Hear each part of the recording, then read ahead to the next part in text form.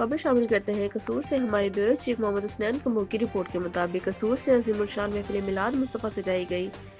محفل کی صدارت صاحبزادہ محمد اصغر علی قادری خلیفہ مزاج آستانہ پیر سید مقبول حسین شاہ قادری بخاری چشتیہ شریف نے کی۔ محفل میں مہمان خصوصی جناب محمد حسنین کمبو، بیورو چیف روزنامہ ادیب Lahore, deputy bureau chief Punjab news نے شرکت کی۔ شہر قصور کے شہرت یافتہ نقیب محمد احمد قادری نے محفل میں نقابت کی فرائض سر انجام دیے اور شہر قصور کے مشہور و معروف ثنا خوانوں محمد وقار قادری، حاجی علب سایہ گوہر، محمد اسلم چشتی، حافظ غلام رسول مسکین قادری نے حضور کی بارگاہ میں اپنی حاضری پیش کی اور عظیم الشان خطاب سے حضرت علامہ مولانا حافظ محمد احسان نوری صاحب نے لوگوں کے دلوں کو مستفید فرمایا۔ محفل میں عالی شان رسول صلی اللہ علیہ وسلم کی بڑی تعداد نے شرکت کی۔ محفل کے آخر پہ دعائے خیر کی گئی جس میں ملک پاکستان کی سالمیت، عالم اسلام کی سالمیت کی دعائیں مانگی گئیں۔